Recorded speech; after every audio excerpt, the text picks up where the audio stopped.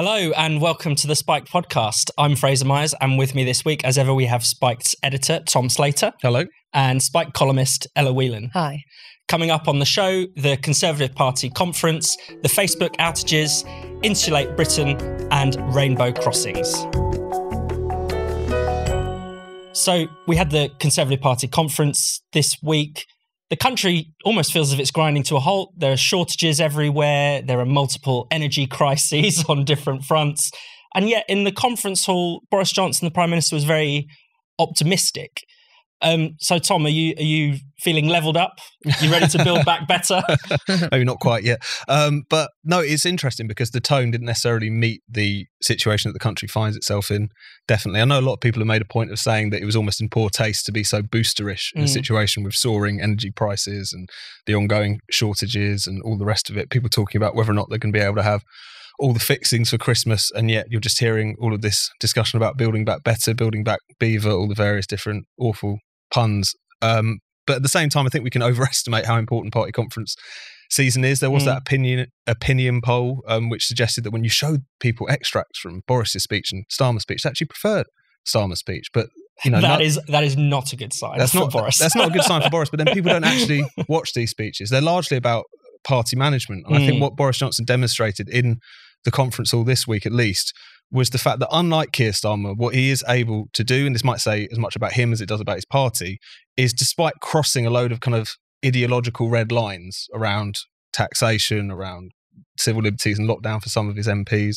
You know, you had Steve Baker at a Fringe meeting this week saying we're all socialists now and getting very upset about the size of the state and the tax burden and all the rest of it, that he can still sell this to his party and not get the kind of frosty, to put it lightly, reception that Keir Starmer did get. And also the fact that even if we just park party conference season, you know, Labour are nowhere to be seen. There was a YouGov poll out today. They're trailing by like 8 points.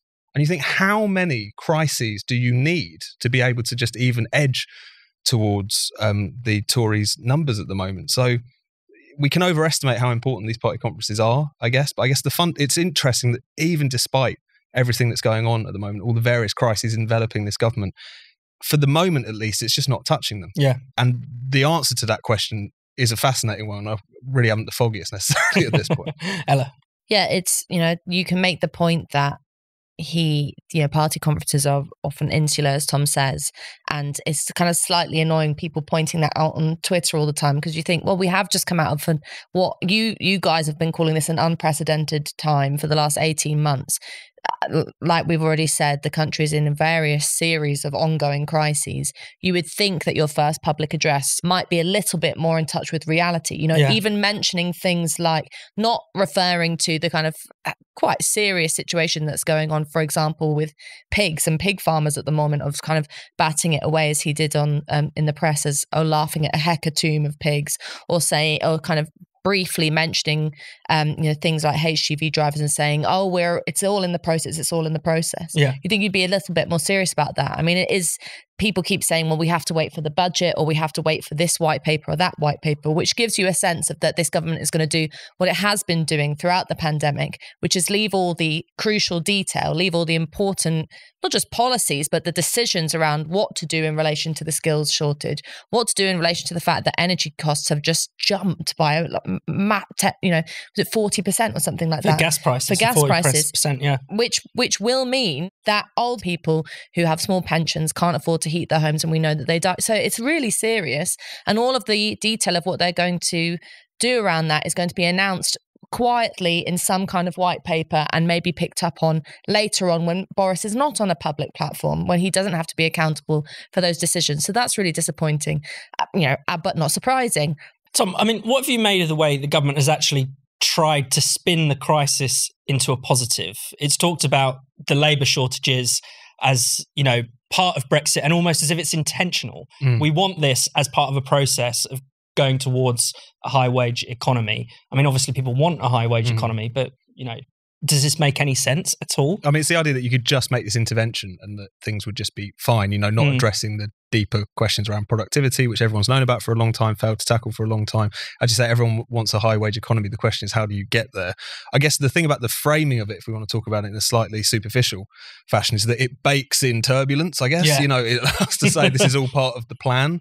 And I think when across the aisle you have a Labour Party whose main attack line is really the question of competence, you can see how this almost, despite all the crises, at least for the minute, it's the kind of the more optimistic, at least it has some semblance of a plan or a vision, if we want to even call it that, in comparison to just Keir Starmer there waiting for them to mess up and talking about whether or not this or that intervention was properly value for money.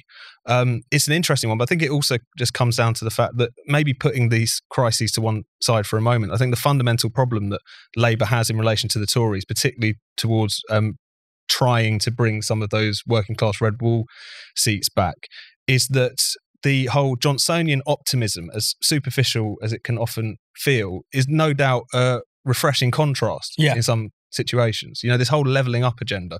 Now, obviously, they spent the whole Tory party conference trying to explain what that actually means. It has for a long time and still is to a large extent a slogan in pursuit of a policy, but it does appeal to that kind of sense of aspiration, of sort of working class aspiration, whereas the response from Labour has often just been solely around questions of public services. One of Starmer's big announcements was around mental health hubs, a welcome addition, I'm sure, but in terms of it, just this kind of questions of subsistence and these questions of the welfare state. And even when you hear a lot of the Labour MPs who were booted out last time around, they would say, Johnson says he's going to build all these things, but I tell them about the Sure Start Centre and, they go cold. It's not to say they didn't value that, but the idea that your lives and your communities can get better, the idea of some level of aspiration, which the Tories have quite cleverly been able to make it not as individuated as it might have been in the past, but also about community and about solidarity, at least in some sense. They have an answer to that in a way that Labour doesn't. And I think the levelling up thing, even though it's still, is incredibly ill-defined and it's an open question as to whether or not any of the various initiatives within it are actually going to work, they have a answer to that question, if you like, and it's not clear that the Labour Party does at all at this point. We should also talk a bit about how the Tories relate to the culture war. Boris Johnson had the cervix question, the now ubiquitous cervix question thrust upon him.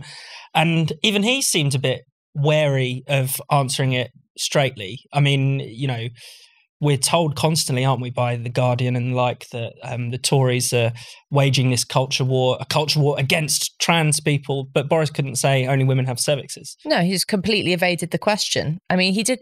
It's, yes, the question is a little bit of a trap because it basically entails an individual picking a side. Either you are on the gender critical feminist side with the vast majority of the country who believes that, yes, only women have cervixes and believes in biological reality, or you agree with the sort of minority of trans activist side who say that no, sex isn't real and everything's up for grabs and, words don't matter.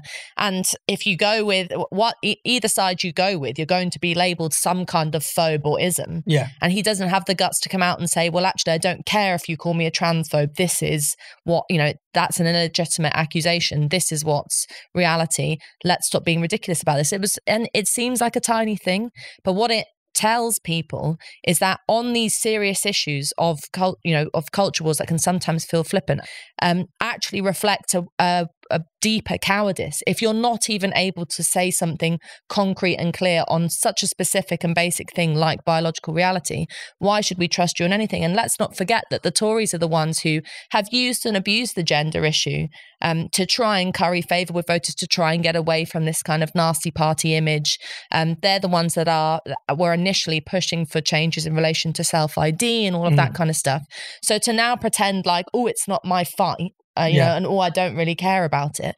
I mean, they're also doing in relation to other areas. I mean, still running through almost every part of what Boris Johnson believes in, and the whole sort of momentum behind the conference was the green agenda. Was this idea that we're going to be, eco warriors. Okay, he might have called Insulate Britain crusties or something and got a laugh, but the whole narrative is that everything has to be green orientated, which if you're someone living in Blackpool or any of these places that he quoted, is going to mean that you don't have all the opportunities afforded to you. You're going to have to fit in line. Your levelling up will have to fit in line with the green agenda. So it's nonsense. And just sticking with the culture war, because we'll come back to the green stuff later in a bit more detail. But Carrie Johnson was there, the Prime Minister's wife. She also, gave an intervention on LGBT rights. I mean, what do you make of that, Tom? Well, it was obviously very purposeful. It was an attempt to try and draw a bit of a line. I mean, at this particular meeting, which I think was organised or sponsored by Stonewall, was the kind of LGBT plus conservatives group. And it was very much clearly in response to the fact that this was a big talking point around conference. The LGB Alliance infamously had a stall there, which was a source of a lot of disquiet amongst certain sections of the Tory ranks, I imagine the younger ones in particular. And it was quite clear that this was an attempt to say that this government is leaning towards the other side of that particular question, if you like. There's no two ways about it. And this is something that's been reported on before, which is to say that the points at which you had certain ministers wanting to launch a quote-unquote war on woke, I mean, that's often a bit of an unfair framing of it insofar as if it's Liz Truss saying that gender self-ID isn't a good idea for women's spaces. I mean, this isn't some bigoted campaign, but there's always been stories suggesting that Carrie Symonds in particular disagreed with this and was trying to steer the ship in a different direction. I mean, the first thing is to say is that I think if anyone unelected has this much sway, it's a problem. And particularly when it's quite clear that her priorities are far out of whack with the working class voters who got this government over the line last time. A kind of thoroughly posh West London person, again, having this level of kind of sway over a people's government is a strange tension to have, to put it lightly. And I think it's interesting with the Tory party and the trans issue in particular, because they clearly need to respond to it. It's not just a culture war issue. It has a material impact on a lot of big questions, whatever side you come down on those. This is not just a kind of frippery. And yet what's interesting, I've seen a few sort of conservative commentators make this point, is the fact that the Tories seem to be outsourcing this almost entirely to the radical feminists, really. It's really interesting. You see them, they name check them explicitly, and as we saw this week with Boris Johnson, to the point where the issue actually is pressed more in his direction. He either sidesteps it or just kind of ignores it. And it's interesting on the culture war because of the fact that it's quite clear that Boris Johnson wants to signal that he's on the right side, if you like, in these things. He name-checked cancel culture in his speech. He talked about the attempts to topple Winston Churchill and all the rest of it, but he'll often pick the most safe areas in which to do that. Outside of a very few people, there's no one who seriously thinks that as a nation we should all completely repudiate Winston Churchill. That's not a popular position in the country. He waits for a level of overreach that is so extreme that almost no one could disagree with him. But I think given the fact that, as we were talking about, the culture war is not just an academic discussion, it has a real impact on people's lives, and it has a real impact on how we understand one another, society, our history. All of this is really, really important. And how government services are delivered as well. Exactly. All of these things, are we going to usher in kind of, a system which believes that identity and all the rest of it is absolutely crucial, that resources should be allocated on this basis, that laws should be wrapped around these kinds of concerns. It's all really big. So to treat it as if it is just a kind of frippery to have a little side joke about in your speech or your Telegraph column shows that they're not really taking the public seriously on this issue, and potentially bending to a press and a broadcast media that are going to call you crazed right-wing culture warriors if you even say, hold on a minute, in relation to these questions. So I don't really understand the wisdom of it. I can understand not wanting to go in too deep to some of these questions, but given how central a lot of this is and how material a lot of these questions are actually, you can't help but conclude that it's just abject cowardice, which is, fueling those kinds of responses that we saw from Johnson this week. You're watching the Spiked podcast. If you're enjoying the show so far and like what we have to say, then why don't you consider becoming a Spiked supporter? Spiked Supporters is our thriving community of people who donate to Spiked. If you give £5 or more per month, or £50 or more per year, you can become a Spiked supporter and get a whole load of extra perks. Spiked supporters can comment on articles, get free and discounted tickets to events, get a discount on all the items in our shop, and you can bookmark articles as you browse the Spiked website. This is our way of saying thank you to those of you who fund our work.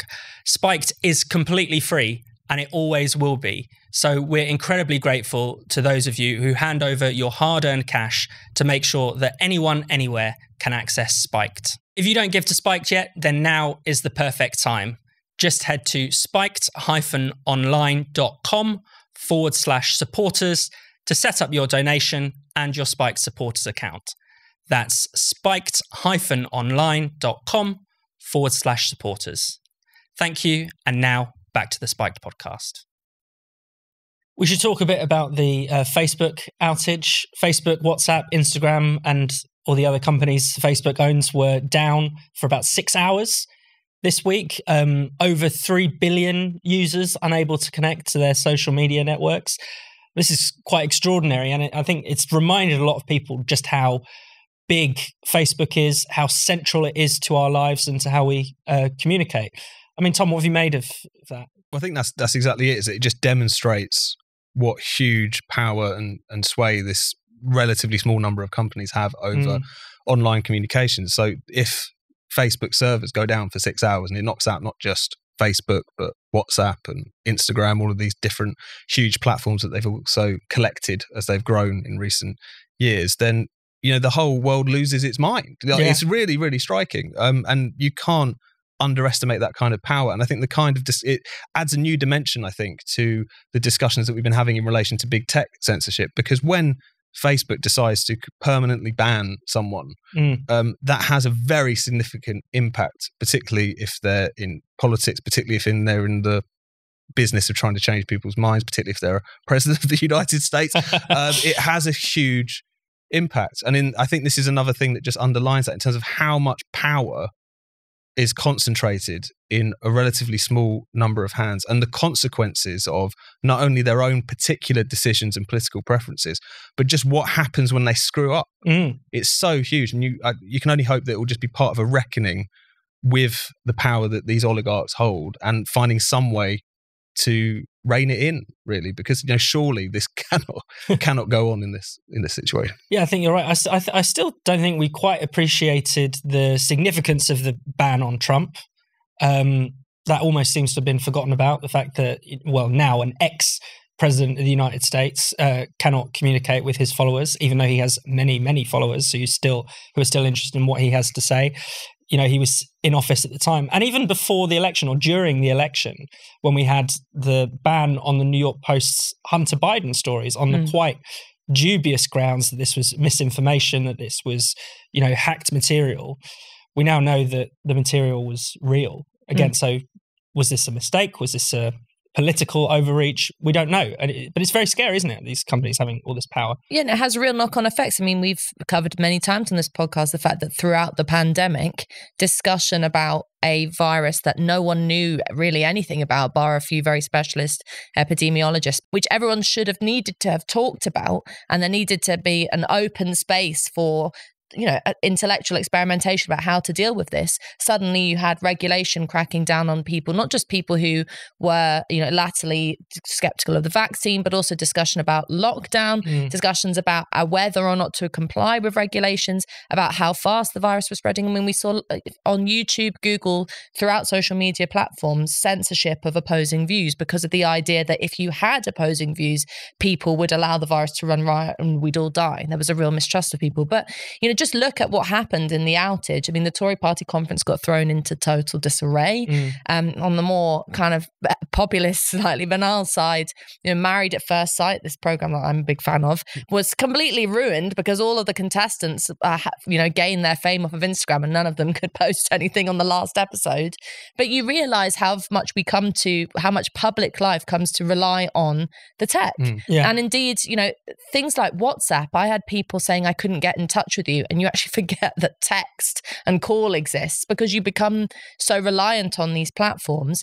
And there is really serious implications. For example, on WhatsApp, which the government's online harms bill is talking about intervening into, talking about removing the potential for encrypted messages, looking into people's private WhatsApp messages.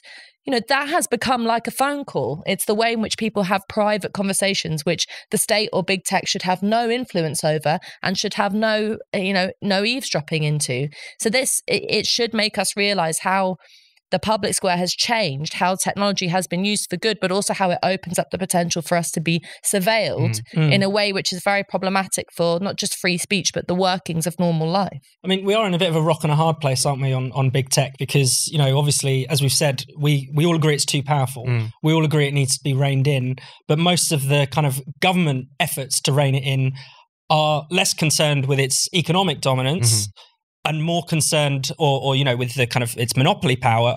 They're more concerned about clamping down on speech, reining us in, which is the very thing that concerns us about big tech in the first place. So where do we go from there? No, that's very well put. I mean, the thing that strikes fear in the heart of policymakers is not how much power the tech giants have; it's how much relative power it has to ordinary individuals to discuss and to get ideas out there, to have discussions in kind of unmoderated spaces, dark corners of the internet. This is what keeps them up at night. But at the same time, we just need to still recognise that despite that, and despite the fact that pretty much all of the suggestions for how you would deal with this problem are going to seem to be worse from a free speech perspective, we have to recognise that this is a problem. This idea that as big as these platforms, we don't ultimately have to use them. You can go and leave and start your own platform. Not only has that been rubbished by the Parler stuff, of course, but at the same time, it fundamentally misunderstands the nature of these companies.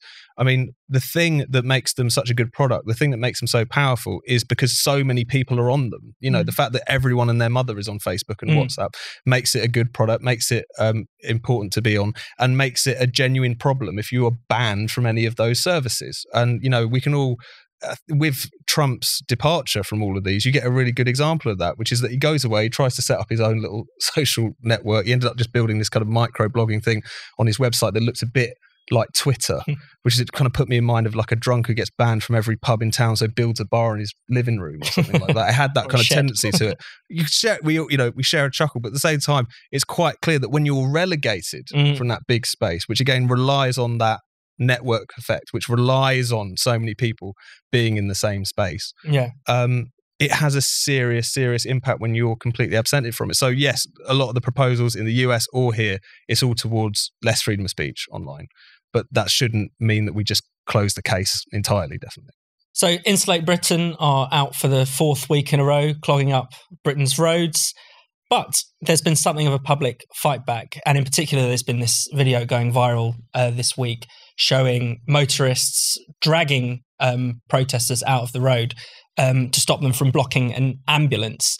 What have you made of the people's fight back, Ella? Well, it's great and it's normal and it's what people should have been doing from the start, because it's not just that they were blocking an ambulance. It would have been legitimate to rip them off the road if they were blocking you on the way to work. They have not just been a nuisance. All protest is a nuisance. It's supposed to be a nuisance as part of why you cause disruption.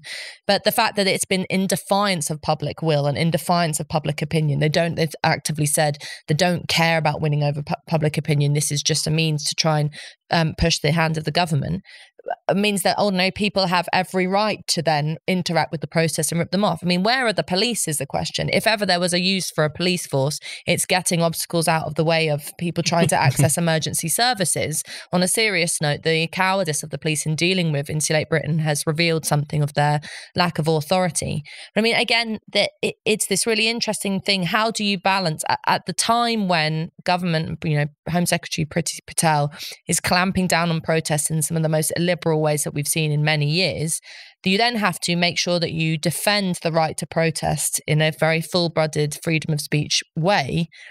The difficult thing is a group like Insulate Britain comes along and actually completely undermines the nature of what protest is supposed to be about.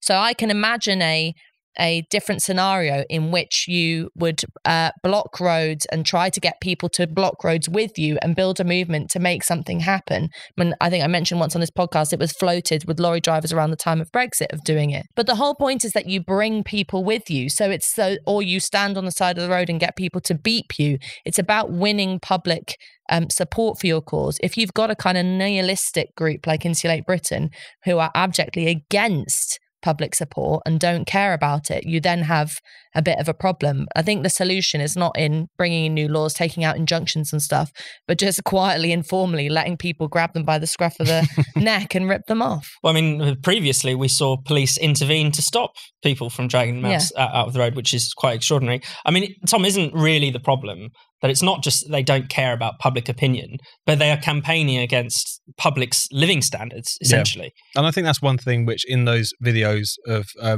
those drivers clearing the protesters off of, I think it was Wandsworth Bridge this week, the clear kind of class dynamic to this was so obvious. I mean, it has been for some time, as we say. But first of all, in terms of the makeup of these protesters, I mean, to say that Insulate Britain or Extinction Rebellion are all kind of well-to-do people from the home counties is not just a slur; it's like an empirical fact. Like there was research last year, a lot of vicars, never really understood that. They've been radicalised somewhere along the way. But yeah, like 85% of them, according to research, like have university degrees. Like this is a very unrepresentative movement. And you also see a kind of clash of people who, again, their lifestyles, maybe because of their time of life in some of their cases, or some of them because of the wealth they've accumulated, the policies that they're calling for do not scare them in a way that it would, or do not inconvenience them. They love being arrested. Yeah. They also love being arrested, which is the other thing, which you kind of feel like, make the laws as tough as they want. That's exactly what they want, apparently, which is a strange aspect of this.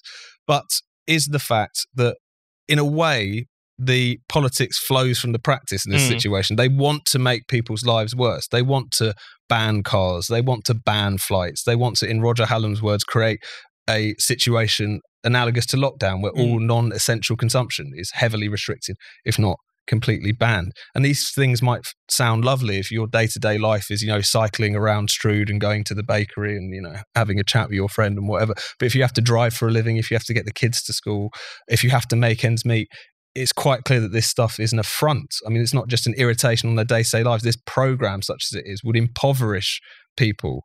And I think these little scuffles are just a demonstration, really, of the fact that what this climate war is class war by other means. There's just no two ways about it. Absolutely. And they also they give the government a convenient foil, because the government, which is pursuing net zero, which, even just a couple of years ago, I think the idea came about in 2017. If you'd have said net zero to someone 10 years ago, they would have thought you were crazy. It's so extreme. And yet they're able to say, well, we're not them. We're not those crusties. We're not as mad as that. I mean, there's a really strange dynamic. And also, the government is able to say, we want to arrest those people. Yeah. We are in the middle of a period in which there are queues streets long for petrol stations. We're in the middle of, as you said, several energy crises. And yet I think part of the reason why the government isn't being crippled by this and doesn't feel the pressure in party conference or other places is because it's become generally acceptable that actually you probably shouldn't be queuing for petrol. Doesn't this really actually teach you how bad cars are? Wouldn't it be better if we all had LTNs and you never have to queue up at Shell for a bike? And there's all that kind of narrative, which is infused, as Tom says, within the Insulate Britain and Extinction Rebellion narrative, which is that all the problems of normal life about filling up your car, going to work, doing the things that ordinary working class people have to do could be avoided if you somehow went greener. It's completely out of touch, and it means that the Conservative Party doesn't have to defend the living standards and the normal workings of daily life of working class or working people in general, because that's all to change. You won't have to queue up for petrol if you've got an electric car, or you don't have to do that if you live in an LTN and are forced to get crappy public transport. So it's an avoidance tactic, but it's also a sign of the changing priorities of government, that actually these things don't really worry them so much, because in a few years, 10 or 15, we'll all be net zero. Yeah, I mean, the energy crisis is really extraordinary. I mean, it points to this huge failure of successive governments to secure energy for us, to guarantee a kind of autonomy from the kind of the variance of the world global market for energy and things like that. And yet, they're going to take it further. They want to make our energy even less reliable and less secure. It's a very strange situation. Well, you would just hope that the current crisis would wake a few people up, because the conditions were such that they could get away with a level of kind of expensive virtue signalling up until this point. You just ply renewables with subsidy, you introduce these kinds of punishing, and costly, but not the sort of thing that would hit people that starkly in the pocket, certainly not to the level that we're seeing now. But you would hope that this would cause some sort of reassessment, because when you see that when you have a genuine sort of energy crisis on your hands, and there's talk about just the knock-on effect that has for prices of basically everything, when you're talking about various different industries just having to down tools because they can't afford to keep going, the simple point, but for some reason it needs to be repeated, that you need cheap and reliable energy in order to motor a prosperous society, has reasserted itself. If nothing else, you hope that will change things. But as I say, when is the question, I guess. So some people may have noticed that our public spaces are becoming a lot more woke. Rainbow crossings are appearing in many towns. We now sometimes see sort of traffic lights dolled up with symbols of sexual minorities. And in Hanau, in Germany, they've started giving out parking spaces, especially for LGBT people and for migrants. What do we make of this kind of... I want to see what that blue badge looks like. Sorry. Yeah, I'm not sure I'm comfortable with people showing papers to show their migration status. But anyway, what do we make of this kind of rainbowification, this prideification of public space? Well, there's two sides to it. One side is that it has been proven to cause practical problems for people. Yeah. So as was covered on Spike this week, there is an issue with disabled people complaining about the fact that their guide dogs, blind people with guide dogs, cannot understand a rainbow crossing, for example, and that the sort of haphazard way in which towns might display their woke credentials via paintings on the road and going away from a kind of standardized zebra crossing poses problems for people who need standardized things because they're not able to differentiate like those of us who are able-bodied, or whatever the phrase is. So there's the practical problems of that. I mean, there's also the case that in Church Street in Stoke Newington, near where I live, they've got rainbow crossings all over the street that actually signify LTNs. But everyone drives up to and thinks, oh, lovely rainbow crossing, drives through and gets a fine. So there's several practical problems to these. But then there's also the fact that this is not just a nice painting on the road. It's not just a nice picture of a lady with half a skirt, half a trouser leg on the traffic light. What it is the insinuation that if we didn't have these, then we'd all be going around dropping out homophobic slurs and, walking into disabled people and not giving migrants our parking space, that we're an evil population that needs these kind of nudges and hints from authorities to keep us in line ideologically. It's really quite sinister. Or the alternative is that, if you are from a sexual minority or you're a migrant, you're so oppressed that you need this reminder that we're with you. Yeah. You've got this. Yeah. It's okay. And people might have seen in Canada, there was an incident where, it's a road marking. So there were skid marks on one of these rainbow zebra crossings.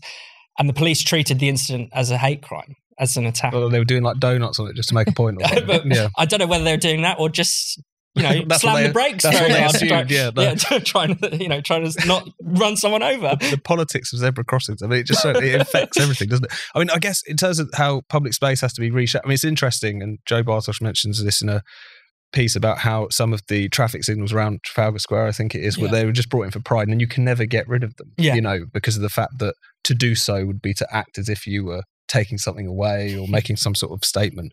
And it's such a strange thing to do in public space, I think, to constantly have this, in quote marks, because I don't think it actually is this sort of celebration of difference. Because on the one hand, who's against celebrating the fact that people come from different walks of life and we can all be one harmonious society, all the rest of it, that's fine.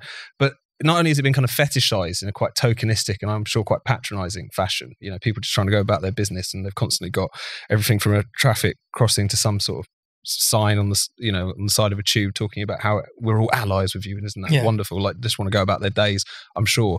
But also is the fact that, again, celebrating difference becomes the point. You should, as a society, particularly a multiracial society, a tolerant society of people of all different sexual inclinations and all the rest of it, you should be relaxed about difference. You want to constantly point it out, though. Like, that's the subtle but important difference that we see. And the thing about, I don't know why I'm laughing, but the fact about, guide dogs having a problem with this. I mean, it's fascinating that you can be so woke that you're ableist, which seems to be one thing that's going on here.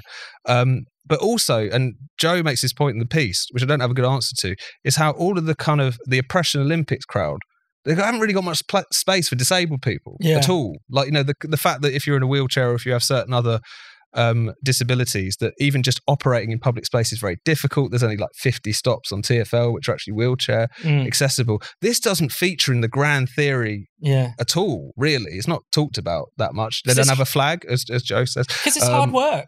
It means investing in things. It means actually changing public space for the better rather than a lick of paint. There's that, and there's also the fact that I guess what's interesting is you do see this around the edges of the identitarian thing, where people actually identify into disability as well. And that one thing that I think at least makes it less of a big issue is that the great thing about identity politics for a lot of quite privileged people in society is by dint of a particular characteristic, they can claim this victim status. It's not an easy thing to claim to be disabled. Some of them still do it, which is very odd and is one of the under-commented upon and quite strange aspects of the whole kind of social justice ideology. But I guess because of the fact that it's an actual real thing in society rather than just something which is in your head and your feelings, it seems to be, again, just not talked about. Certainly not a sexy issue for these people, despite the fact it's a very clear problem for people who need to go about society and they can't because of their particular restrictions. Thank you so much for watching the Spiked podcast. We'll be back next Friday. If you hit subscribe and click the bell, you'll never miss an episode. And in the meantime, why not check out all of Spiked's other videos and podcasts on this channel? And for more Spiked content, find us at spiked-online.com.